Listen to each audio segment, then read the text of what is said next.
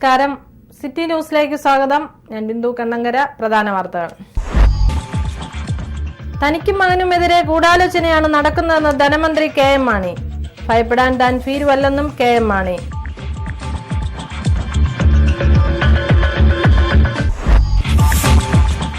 K M. മാണിയുടെയും Jose K മാണിയുടെയും സ്വത്തുവകകൾ സംബന്ധിച്ച് അന്വേഷണം നടത്തണമെന്ന് CPM സംസ്ഥാന സെക്രട്ടറി കോടിയേരി ബാലകൃഷ്ണൻ.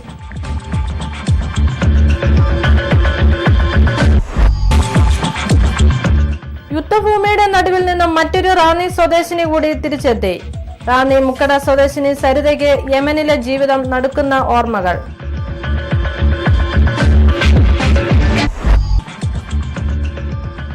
വെട്ടിപ്പൊളിച്ച റോഡിന്റെ പുനരുദ്ധാരണം തുടങ്ങി.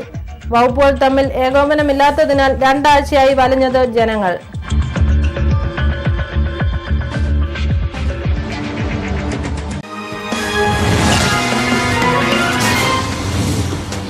വാർത്തകൾ വിശദമായി. തനിക്കും മകനുമെതിരെ ഗൂഢാലോചനയാണ് നടക്കുന്നതെന്ന് ധനമന്ത്രി കെ.എം. മാണി പറഞ്ഞു. എന്നാൽ ഭയപ്പെടാൻ താൻ ഭീരുവല്ലെന്നും കെ.എം. മാണി പറഞ്ഞു. എന്തും നേരിടാൻ താൻ തയ്യാറാണ്. ബാർക്കോഴ കേസിൽ തനിക്കെതിരെ മാത്രം FIR രജിസ്റ്റർ ചെയ്തതിൽ ദുരൂഹതയുണ്ടെന്നും കെ.എം. മാണി പറഞ്ഞു.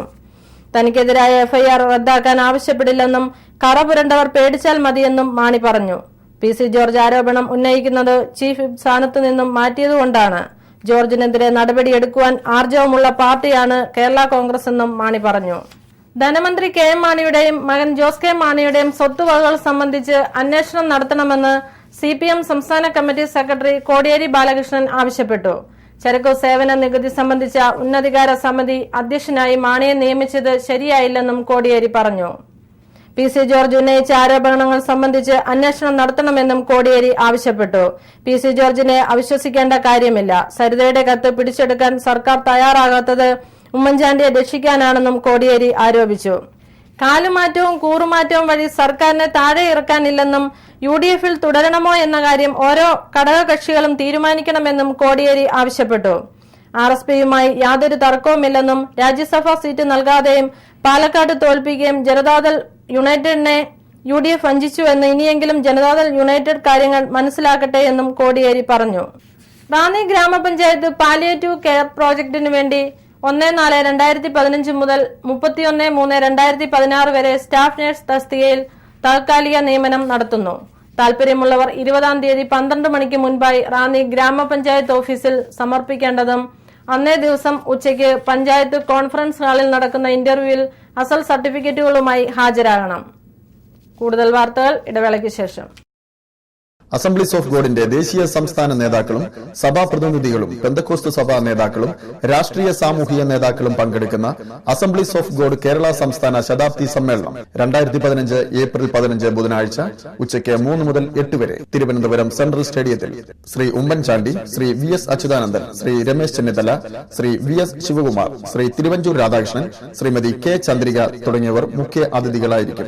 Reverend doctor D Mohan, reverend TJ Samuel, reverend VT Abraham, reverend N Peter തുടങ്ങി 10,000 പങ്കെടുക്കുന്ന പ്രസ്തുത സമ്മേളനത്തിലേക്ക് നിങ്ങളെയും സ്വാഗതം ചെയ്യുന്നു. കൂടുതൽ വിവരങ്ങൾക്ക് 0475222480 9895230365. ആശംസകളോടെ പ്രൊസ്പെക്ടർ KC Jacob, assemblies of God Ranni west section and pride Motors Ranni. Perfect Diagnostic Center on Main Road, Perumpara, Rani. Branch at Central Junction, Vadasherikara. Quality control by CMC Vellore. Clinical Biochemistry Lab and Clinical Pathology Lab with most modern sophisticated equipments for fast, accurate and reliable results.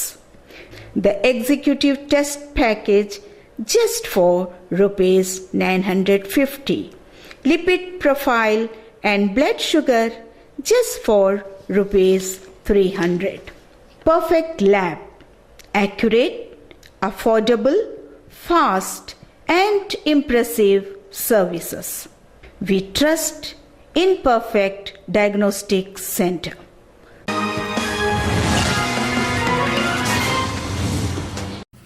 വാർത്തകൾ തുടരുന്നു. Pipe കുഴിയിൽ സ്വകാര്യ bus താണു. Ranni major കുടിവെള്ള പദ്ധതിക്കായി കുഴിച്ച കുഴിയിൽ ശരിക്കും മൂടാത്തതാണ് അപകടങ്ങൾക്ക് കാരണമാകുന്നത്. വെട്ടിപ്പൊളിച്ച റോഡിൽ ബസ് കുടുങ്ങിയത് കാരണം വൈകിട്ട് റാന്നിയിൽ ഗതാഗതം പൂർണ്ണമായും സ്തംഭിച്ചു. വൈകിട്ട് 6 മണിയോടെയായിരുന്നു സംഭവം. കോഴഞ്ചേരി റാന്നി റൂട്ടിലോടുന്ന സിയോൻ എന്ന ബസ്സാണ് സിറ്റി TV ഓഫീസിന് സമീപം അപകടത്തിൽപ്പെട്ടത്. റാന്നി പെരുമ്പുഴ ഭാഗത്തു നിന്നും റബ്ബർ തടി കയറ്റി വന്ന മിനി ലോറിക്ക് സൈഡ് കൊടുക്കുമ്പോഴായിരുന്നു ബസ് കുഴിയിൽപ്പെട്ടത്. കുഴിയിലോട്ട് ആയിരുന്നു തടി ലോറിയുടെ തടി ഇങ്ങോട്ട് വെളിയിലോട്ട് നല്ല നിൽക്കുമായിരുന്നു. ചവിട്ടിയപ്പോഴത്തേനെ വണ്ടി വലിച്ചോണ്ട് പോവാ. വലിച്ച് കുഴിയിലോട്ട് അടിക്കുക. വെള്ളം ഇങ്ങനെ കിടക്കുമായിരുന്നു. വെള്ളം കൂടുതലുണ്ട്. കുഴി അറിയത്തില്ലായിരുന്നു. ബസിന്റെ ഇടതുഭാഗം പകുതിയോളം കുഴിയിൽ താണു. ഇതുമൂലം 2 വാതിലുകളും തുറക്കാൻ പറ്റാത്ത അവസ്ഥയിലായിരുന്നു. ബസ്സിനുള്ളിൽ കുടുങ്ങിയ യാത്രക്കാരെ ഡ്രൈവറുടെ ഡോർ വഴിയാണ് പുറത്തേക്ക് എത്തിച്ചത്. കനത്ത മഴയത്തായിരുന്നു അപകടം നടന്നത്.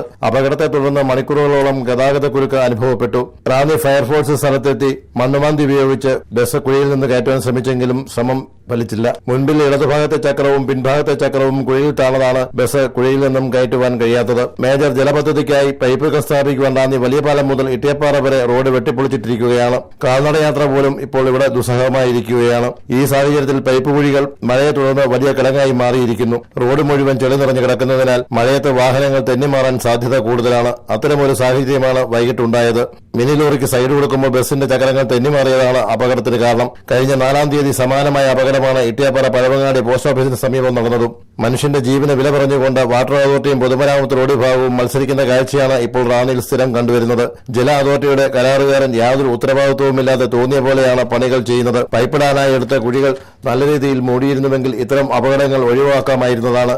എന്നാൽ ജല അതോറിറ്റിക്കാർ രാത്രിയിൽ വന്ന് കാട്ടിക്കൂട്ടുന്ന കോപ്രായങ്ങൾ അതാരും കാണാറില്ല. അതിന് ജീവൻ കൊടുക്കേണ്ടി വരുന്നത് ഇവിടുത്തെ പാവം പൊതുജനങ്ങളാണ്. ജല അതോറിറ്റിയും പൊതുമരാമത്ത് റോഡ് വിഭാഗവും തമ്മിൽ ഏകോപനമില്ലാതെ വന്നത് അത് സഹിക്കേണ്ടി വരുന്നത് ഇവിടുത്തെ പാവം ജനങ്ങളാണ്.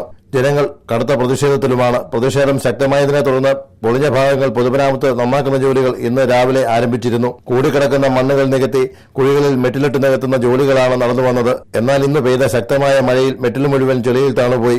ജല അതോറിറ്റി അനുവദിച്ച സമയം വരെ കാത്തുനിന്നാൽ ഒരുപക്ഷെ കാര്യങ്ങൾ കൂടുതൽ വഷളാകുമെന്നതിനാലാണ് PWDക്കാർ ജോലി നന്നാക്കുവാൻ തുടങ്ങിയത്. City news Ranni.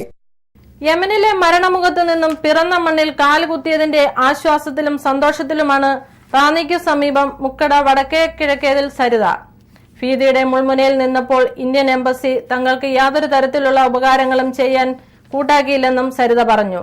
രാജു എബ്രഹാം MLAയും കൊടിക്കുന്നിൽ സുരേഷ് MPയുടെയും ഇടപെടലുകളാണ് താനടക്കം 500ഓളം മലയാളികൾക്ക് തുണയായതെന്നും സരിത പറഞ്ഞു.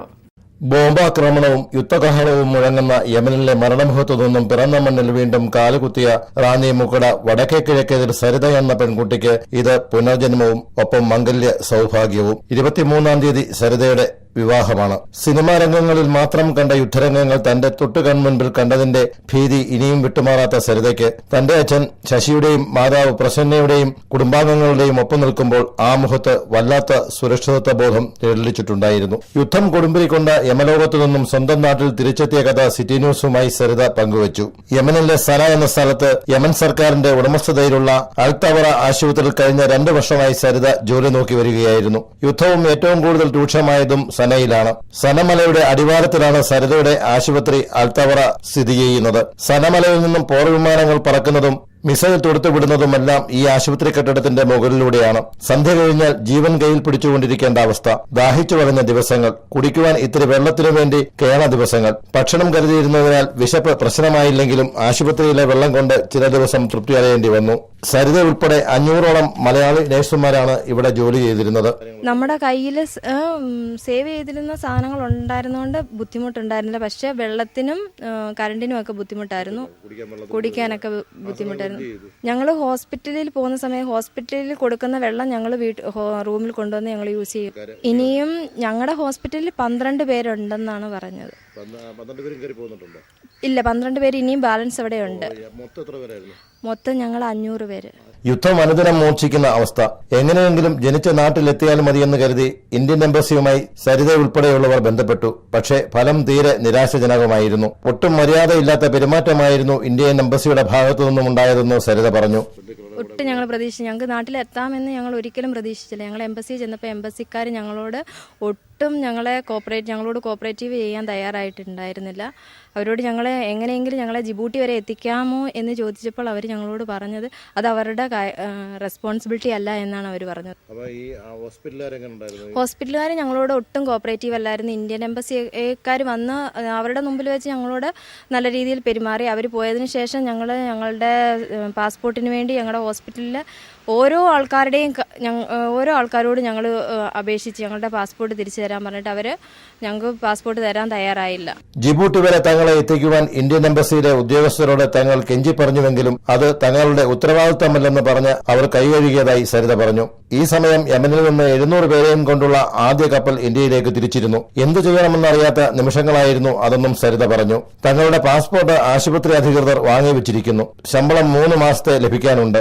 ആകാശത്തിന് കീഴെ ഭൂമിക്കുമേലെ തികച്ചും ഒറ്റപ്പെട്ടു പോയതുപോലെ പ്രാർത്ഥനയുടെ നിമിഷങ്ങൾ. അവസാനം പാസ്പോർട്ട് വിട്ടുനൽകുവാൻ അവർ തയ്യാറായി. അപ്പോൾ തന്നെ പകുതി ജീവൻ തിരികെ കിട്ടിയതായും സരിത പറഞ്ഞു. ബോംബും അതേപോലെ മിസൈലുകളും പീരങ്കികളൊക്കെ പോകുന്നത് ഞങ്ങളുടെ ഫ്രണ്ടിൽ കൂടെയാണ്, മോളിൽ കൂടെയാണ് ഇതൊക്കെ പൊയ്ക്കൊണ്ടിരിക്കുന്നത്. പാസ്പോർട്ട് ലാസ്റ്റ് പിന്നെ ഞങ്ങൾ എംബസിയിൽ ചെന്ന് പറഞ്ഞ് ഞങ്ങൾക്ക് പാസ്പോർട്ട് കിട്ടുന്നില്ല, ഞങ്ങൾ എന്ത് ചെയ്യും, ഒന്നുകിൽ ഞങ്ങൾ ഇവിടെ മരിച്ചു വീഴുക മാത്രമേ രക്ഷയുള്ളൂ എന്ന് പറഞ്ഞു കഴിഞ്ഞപ്പോൾ എംബസിയിലെ അംബാസിഡർ ഡയറക്റ്റ് ഹോസ്പിറ്റലിൽ വിളിച്ചിട്ട് അവരോട് പറഞ്ഞു പാസ്പോർട്ട് ഇഷ്യൂ ചെയ്യാൻ പറഞ്ഞു. സാലറി ഇല്ല, 3 മാസത്തെ.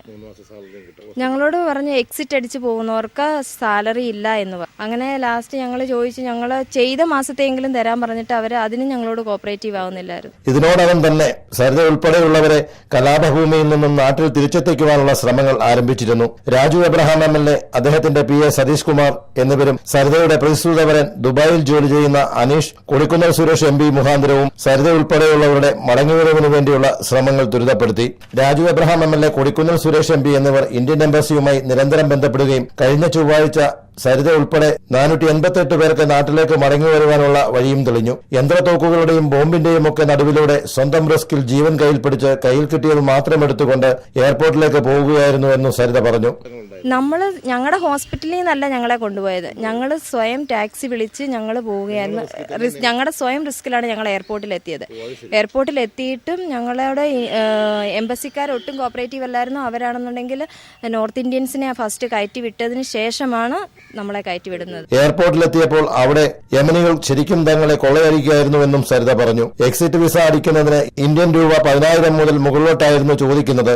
യമനികളുടെ കണ്ണിൽ ചോരയില്ലാത്ത ഈ നടപടികൾ നേരിൽ കണ്ടുകൊണ്ടിരുന്ന ഇന്ത്യൻ എംബസിയിലെ ഉദ്യോഗസ്ഥരാവട്ടെ ഒന്നും പ്രതികരിക്കുക പോലും ചെയ്തില്ലെന്നും സരിത പരാതിപ്പെട്ടു. വിസയുടെ കാലാവധി തീർന്നവർക്ക് മാത്രമല്ല, ആരെവിടുന്ന് എക്സിറ്റ് അടിച്ച് ഇന്ത്യയിലേക്ക് വരുന്നു അവരുടെ കയ്യിൽ നിന്ന് അവര് പൈസ മേടിക്കുന്നുണ്ട്. അത് ഇന്നലെയാണെന്നുണ്ടെങ്കിൽ ഓരോ ആൾക്കാരോട് $500 വരെയാണ് ചോദിച്ചത്. എംബസിക്കാരുടെ മുമ്പിൽ വെച്ചാണ് ഇത് ചോദിക്കുന്നത്. ഇന്ത്യൻ ഗവൺമെന്റ് പറയുന്നുണ്ട് നിങ്ങൾ എക്സിറ്റ് അടിക്കുന്നതിന് പൈസ കൊടുക്കണ്ട എന്ന് പറഞ്ഞിട്ടും എംബസിക്കാരുടെ മുമ്പിൽ നിന്ന് അവർ മിണ്ടുന്നില്ല. എന്താണെന്നുണ്ടെങ്കിൽ എംബസിക്കാർക്ക് പറയാം, ഇത് ഒരു എമർജൻസി സിറ്റുവേഷനിൽ പൈസ മേടിക്കുന്നത് ഒട്ടും ശരിയായ കാര്യമല്ല. വിദേശകാര്യമന്ത്രിയും നോർക്കയിൽ നിന്നുമൊക്കെ വിളിക്കുമ്പോൾ നിങ്ങൾ ധൈര്യമായിരിക്കുവാനും പാസ്പോർട്ട് ഇല്ലെങ്കിൽ പോലും കയറിപ്പോരുവാനും നിർദ്ദേശിച്ചിരുന്നു. എന്നാൽ അവരുടെ ഉറപ്പിന് യാതൊരു വിലയും കൊടുക്കുവാൻ എംബസി ഉദ്യോഗസ്ഥർ തയ്യാറായില്ലെന്നും സരിത പരാതി പറഞ്ഞു. മകൾ തിരിച്ചെത്തിയതിന്റെ ആഹ്ലാദം പങ്കിടാൻ പിതാവ് ശശിയും പ്രസന്നയും മറന്നില്ല. എല്ലാം ദൈവത്തിൽ അർപ്പിച്ചതിന്റെ ഫലമാണിതെന്ന് ശശി പറഞ്ഞു. ബുദ്ധിമുട്ടാണ്. കാരണം മാനസികമായിട്ട് ബുദ്ധിമുട്ടായിരുന്നു.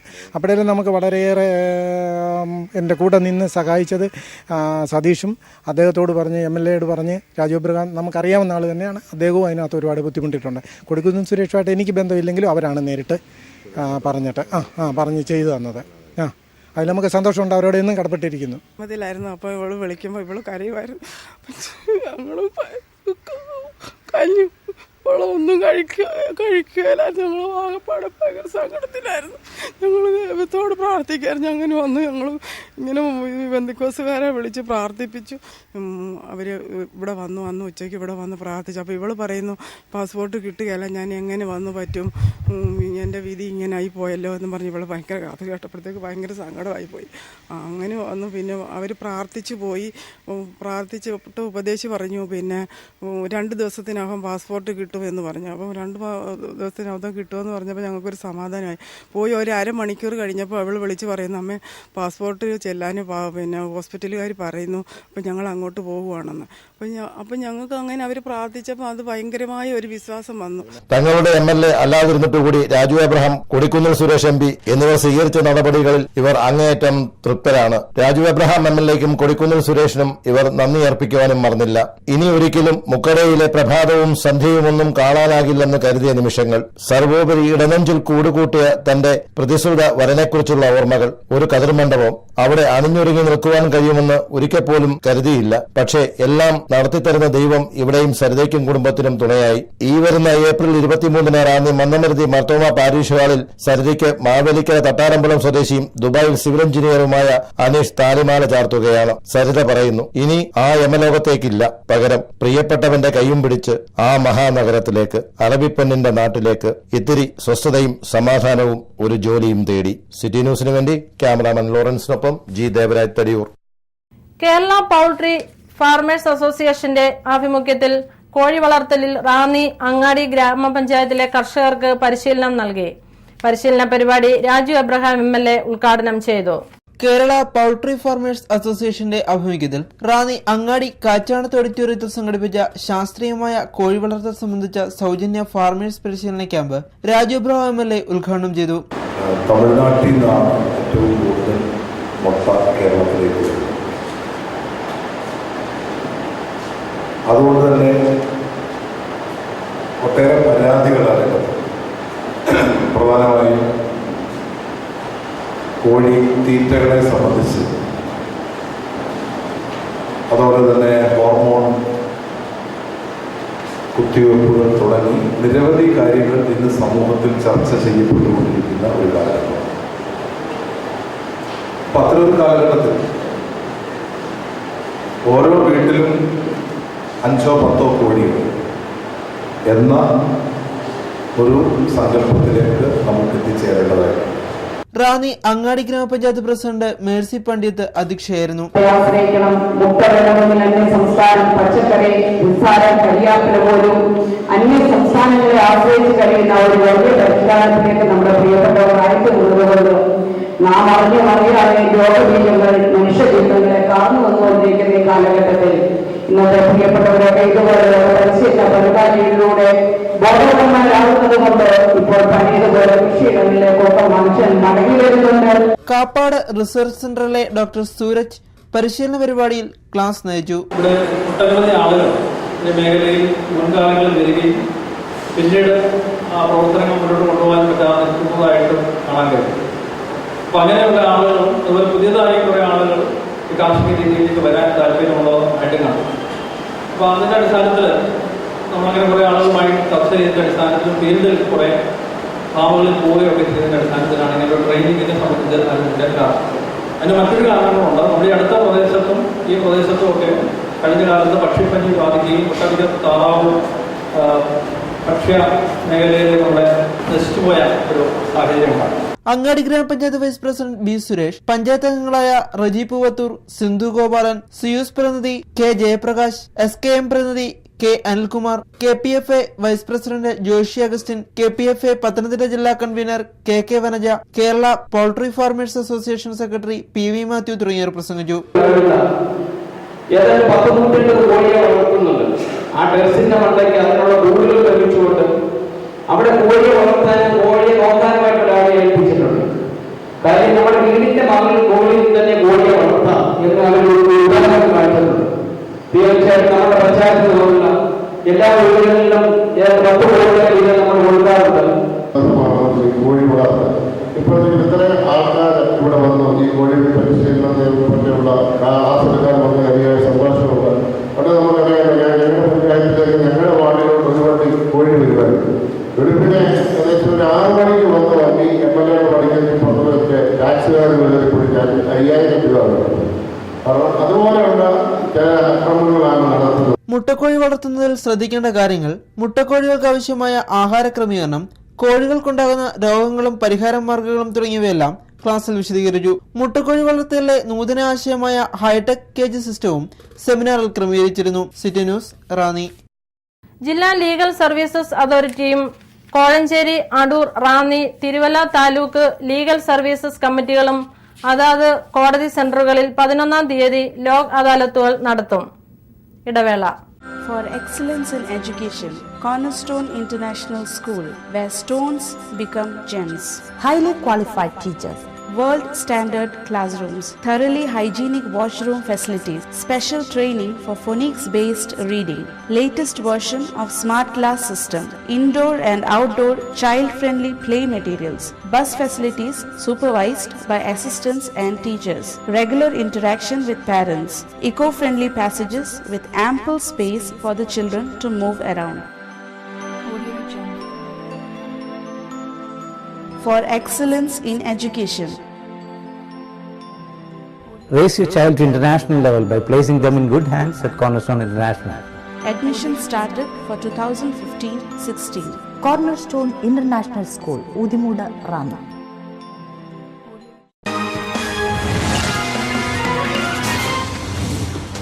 വാർത്തകൾ തുടരുന്നു. റാന്നി മേജർ കുടിവെള്ള പദ്ധതിക്ക് വേണ്ടി വെട്ടിപ്പൊളിച്ച റോഡിന്റെ ഭാഗങ്ങൾ പുനർനിർമ്മിച്ചു തുടങ്ങി.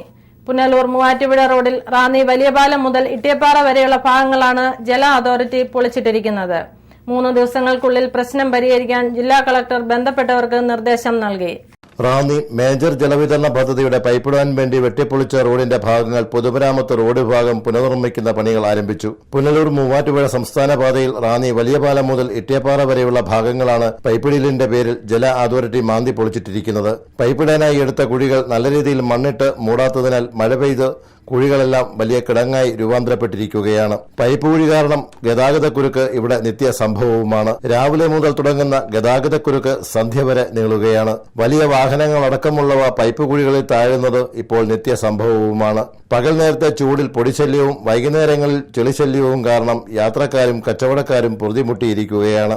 അധികൃതരുടെ അനാസ്ഥ മൂലമാണ് റോഡ് ഈ പരുവത്തിലായതെന്ന് നാലുപാടു നിന്നും ആക്ഷേപം ഉയർന്നിരുന്നു. ബഹുജന സമരം വരെ ഇതിന്റെ പേരിൽ ഉണ്ടായി. ആസൂത്രണത്തിലുണ്ടായ പാളിച്ച മൂലമാണ് ഇതെല്ലാം സംഭവിക്കുന്നതെന്ന് ആരോപണം ശക്തമാണ്. ബഹുമാനായ ജില്ലാ കളക്ടറുടെ നിർദ്ദേശാനുസരണമാണ് ഇപ്രകാരം കുഴിയെടുത്തു പോകുന്നത് എന്ന് കഴിഞ്ഞ ദിവസം ഇവിടെ ഉദ്യോഗസ്ഥർ പറഞ്ഞിരുന്നു. ഇന്ന് ജില്ലാ കളക്ടർക്ക് നേരിട്ട് പരാതി കൊടുക്കുകയും ജില്ലാ കളക്ടറുമായി സംസാരിക്കുകയും ചെയ്തതിൻ്റെ അടിസ്ഥാനത്തിൽ ഒരു ഏകോപനമില്ലായ്മയാണ് ഇത്തരത്തിൽ ഗുരുതരമായ പ്രതിസന്ധിക്ക് അല്ലെ റാന്നിയിൽ ഗതാഗതക്കുരുക്ക് മാത്രമല്ല മറ്റു ബുദ്ധിമുട്ടുകളും ഉണ്ടാകുന്നതിന് കാരണമായത് എന്ന് ഏവർക്കും മനസ്സിലാകും. ബഹുമാനായ ജില്ലാ കളക്ടർ ഇന്ന് ഇതിൽ ഇടപെടുകയും പൊതുമരാമത്ത് വകുപ്പ് റോഡ്സ് വിഭാഗവുമായും വാട്ടർ അതോറിറ്റി മേജർ കുടിവെള്ള വിഭാഗം അടൂരുള്ള അതിൻ്റെ ഡിപ്പാർട്ട്മെൻറ്റുമായും സംസാരിച്ച് റോഡ് ടാറിങ് നടത്തിയില്ലെങ്കിലും കുഴിച്ചെടുത്തതായ ഭാഗം മുഴുവനും മണ്ണിട്ട് അപകടമുണ്ടാകാത്ത വിധത്തിൽ സഞ്ചാരയോഗ്യമാക്കുന്നതിനുള്ള നടപടി എത്രയും പെട്ടെന്ന് സ്വീകരിക്കണമെന്ന് കർശനമായ നിർദ്ദേശവും ഉത്തരവും 2 ഡിപ്പാർട്ട്മെന്റിനും നൽകിയിരിക്കുന്നു. പൈപ്പിടാൻ റോഡ് വെട്ടിപ്പൊളിക്കുമ്പോൾ തന്നെ അറ്റകുറ്റപ്പണികൾ നടത്തി റോഡ് പുനർനിർമ്മിക്കണമെന്ന് ബന്ധപ്പെട്ടവർക്ക് റാന്നി താലൂക്ക് വികസന സമിതിയിൽ വെച്ച് നിർദ്ദേശം കൊടുത്തിരുന്നതുമാണ്. പൈപ്പിട്ട് ട്രയൽ റൺ നടത്തുന്നതിന് 1 മാസത്തെ സമയമാണ് ജല അതോറിറ്റിക്ക് ജില്ലാ ഭരണകൂടം നൽകിയിരിക്കുന്നത്. വെട്ടിപ്പൊളിച്ച ഭാഗത്തെ അറ്റകുറ്റപ്പണികൾ നടത്തുന്നതിന് ആവശ്യമായി വരുന്ന തുക മുൻകൂറായി ജല അതോറിറ്റി പൊതുമരാമത്തിൽ ഒടുക്കിയിട്ടുമുണ്ട്. അറ്റകുറ്റപ്പണികളുടെ എസ്റ്റിമേറ്റിൻ പ്രകാരമുള്ള തുക ജല അതോറിറ്റിയിൽ ഒടുക്കിയിട്ടുണ്ടെങ്കിലും പണികളിൽ താമസം വരുത്തുകയാണ് ജല അതോറിറ്റി. ജോലികൾ വേണ്ടത്ര വേഗത്തിൽ കരാറുകാരൻ ചെയ്യുന്നില്ലെന്ന ആക്ഷേപമാണ് ഇപ്പോൾ ഉയരുന്നത്. ജല അതോറിറ്റിയുടെ ജോലികൾ താമസിക്കുന്തോറും പൊതുമരാമത്ത് വകുപ്പിന്റെ പണികൾക്കും താമസം നേരിടുകയാണ്. റോഡിന്റെ ദുസ്ഥിതിയിൽ വലയുന്ന ജനങ്ങളുടെ പരാതിക്കൊടുവിൽ റോഡിൽ അറ്റകുറ്റപ്പണികൾ നടത്തുവാൻ പൊതുമരാമത്ത് റോഡ് വിഭാഗം തീരുമാനിക്കുകയായിരുന്നു. വാട്ടർ അതോറിറ്റിയുടെ പണികൾ തീരുന്നതുവരെ കാത്തുനിൽക്കുവാൻ നിന്നാൽ ഇപ്പോഴത്തെ അവസ്ഥയിൽ പ്രശ്നങ്ങൾ കൂടുതൽ സങ്കീർണമാകും എന്നതിനാലാണ് പൊതുമരാമത്ത് റോഡിന്റെ അറ്റകുറ്റപ്പണികൾ വേഗം തീർക്കുന്നത്.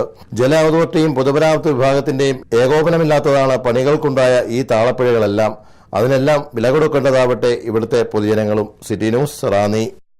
നോ പാർക്കിംഗ് ഏരിയകളിൽ വാഹനങ്ങൾ പാർക്ക് ചെയ്യുന്നത് റാന്നിയിൽ നിത്യകാഴ്ചയാണ്. നോ പാർക്കിംഗ് ബോർഡുകളുടെ താഴെ വാഹനങ്ങൾ പാർക്ക് ചെയ്യുമ്പോൾ ആ ബോർഡിന് തൊട്ടടുത്ത് പാർക്കിംഗ് ബോർഡും സ്ഥാപിച്ച് പൊതുമരാമത്ത് റോഡ് വിഭാഗം നോ പാർക്കിങ്ങിനെ പ്രോത്സാഹിപ്പിക്കുന്ന കാഴ്ച റാന്നിയിൽ മാത്രമാണ് കാണാൻ സാധിക്കുന്നത്. പൊതുമരാമത്ത് റോഡ് വിഭാഗം അധികൃതർ റാന്നി ഇട്ടിയപ്പാറയിൽ സ്ഥാപിച്ചിരിക്കുന്ന നോ പാർക്കിംഗ് ബോർഡുകൾ പൊതുജനങ്ങളുടെ ഇടയിൽ ആശയക്കുഴപ്പം സൃഷ്ടിക്കുകയാണ്. റാന്നി ഇട്ടിയപ്പാറയിൽ പുനലൂർ മൂവാറ്റുപുഴ റോഡിന് സമീപം അടുത്തടുത്തായാണ് പാർക്കിംഗ്, നോ പാർക്കിംഗ് ബോർഡുകൾ അധികൃതർ സ്ഥാപിച്ചിരിക്കുന്നത്. എന്നാൽ വാഹനം പാർക്ക് ചെയ്യാൻ വരുന്ന ആളുകൾക്ക് ഇത് വളരെ വലിയ ആശയക്കുഴപ്പമാണ് സൃഷ്ടിക്കുന്നതെന്ന് സമീപത്തെ വ്യാപാരികൾ പറയുന്നു. ഈ നോ പാർക്കിങ്ങും പാർക്കിങ്ങും വെച്ചിട്ടുണ്ട്. ഈ രണ്ട് സ്ഥലവും അടുത്തടുത്തുള്ള സ്ഥലമാണ്. ഇവിടെ കൊണ്ടുവന്നിട്ട് വണ്ടി കൊണ്ടുവന്നിട്ട് ഇവിടെ കൊണ്ടടുപ്പിക്കിടുന്നുണ്ട്. അത് മനുഷ്യർക്ക് വലിയ ബുദ്ധിമുട്ടുണ്ടാക്കുന്നുണ്ട്. അവർ വന്ന് പോലീസുകാർ വന്ന് പറയുമ്പം മാറ്റിയിടുന്നുണ്ട്. നോ പാർക്കിംഗ് ബോർഡ് ശ്രദ്ധിക്കാതെ പാർക്കിംഗ് ബോർഡ് കണ്ട് വാഹനങ്ങൾ പാർക്ക് ചെയ്യാനെത്തുന്ന പൊതുജനങ്ങളിൽ നിന്നും പോലീസ് പിഴ ഈടാക്കിയ സംഭവങ്ങളും ഉണ്ടായിട്ടുണ്ട്.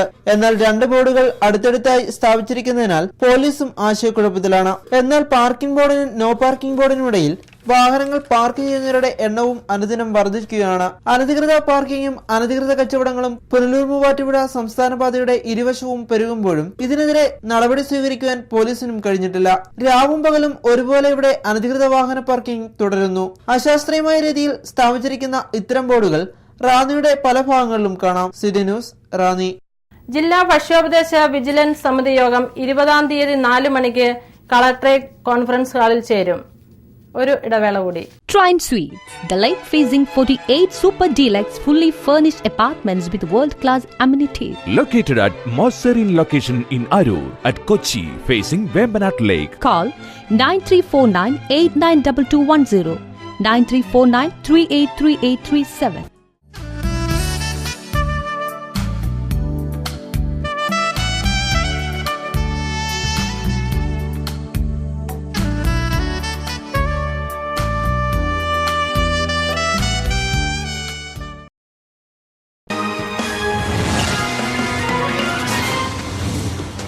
വാർത്തകൾ തുടരുന്നു. 1.5 ലക്ഷം രൂപ ചെലവ് ചെയ്ത് പുനർനിർമ്മിച്ച Ranni കരിങ്കുറ്റി saint Thomas UP school റോഡിന്റെ ഉദ്ഘാടനം നടന്നു. രാജു എബ്രഹാം MLA ആണ് ഉദ്ഘാടന കർമ്മം നിർവഹിച്ചത്. 1.5 ലക്ഷം രൂപ ചെലവിൽ പുനരുദ്ധരിച്ച Ranni കരിങ്കുറ്റി saint Thomas UP school റോഡിന്റെ ഉദ്ഘാടനം രാജു എബ്രഹാം MLA നിർവഹിച്ചു. പ്രധാനപ്പെട്ട ഒരു സ്കൂള് എന്ന നിലയിൽ മാത്രമല്ല, നമ്മുടെ ഈ പ്രദേശത്തെ പോളിംഗ് സ്റ്റേഷൻ കൂടിയാണ് കരിങ്കുറ്റി UP സ്കൂള്. ഇവിടെ റോഡ് നിർമ്മാണവുമായി ബന്ധപ്പെട്ട് ഒട്ടേറെ നാളുകളായി ഈ റോഡ് പൂർത്തിയാക്കണം എന്നുള്ള ആവശ്യം ഇവിടുത്തെ നാട്ടുകാരും സ്കൂൾ അധികൃതരും മാനേജ്മെന്റും എല്ലാം ഉന്നയിച്ചു വരികയായിരുന്നു. പക്ഷേ ഈ റോഡ് പൂർത്തിയാക്കാൻ കഴിഞ്ഞത് നമ്മുടെ വാർഡിന്റെ ഏറ്റവും പ്രിയങ്കരിയായ മെമ്പർ ഐഷ തോമസ് ഈ റോഡിന് ഫണ്ട് അനുവദിച്ചത് കൂടിയാണ്.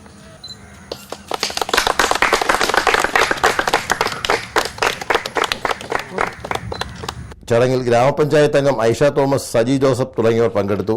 നമ്മുടെ ഈ കരിങ്കുറ്റി സ്കൂളിനെ സംബന്ധിച്ചിടത്തോളം ഇത് വളരെയേറെ ശോചനീയാവസ്ഥയിൽ കിടന്ന ഒരു പ്രദേശമാണ്. വളരെയേറെ നാളുകളായിട്ട് കുണ്ടുകുഴിയുമായിട്ട് കിടന്നിരുന്നെങ്കിലും ഇപ്പോൾ പഞ്ചായത്തിൽ നിന്നും കിട്ടിയ ഈ പദ്ധതി പ്രകാരം നല്ല രീതിയിൽ സ്കൂളിൻ്റെ മുറ്റം വരെയും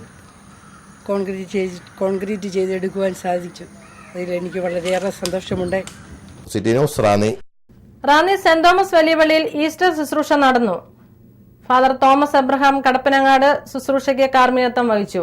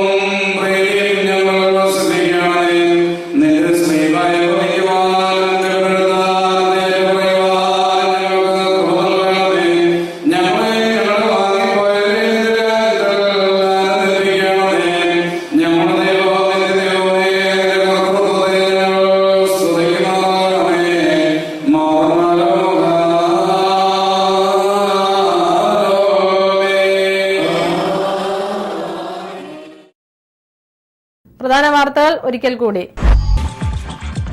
തനിക്കും മകനുമെതിരെ ഗൂഢാലോചനയാണ് നടക്കുന്നതെന്ന് ധനമന്ത്രി കെ.എം. മാണി.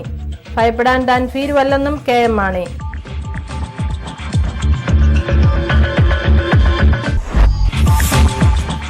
കെ.എം. മാണിയുടെയും ജോസ് കെ മാണിയുടെയും സ്വത്തുവകകൾ സംബന്ധിച്ച് അന്വേഷണം നടത്തണമെന്ന് CPM സംസ്ഥാന സെക്രട്ടറി കോടിയേരി ബാലകൃഷ്ണൻ.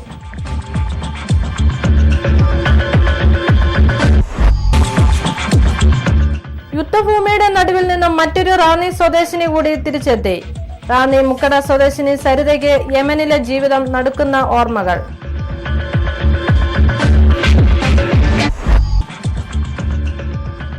വെട്ടിപ്പൊളിച്ച റോഡിന്റെ പുനരുദ്ധാരണം തുടങ്ങി. വകുപ്പുകൾ തമ്മിൽ ഏകോപനമില്ലാത്തതിനാൽ 2 ആഴ്ചയായി വലഞ്ഞത് ജനങ്ങൾ.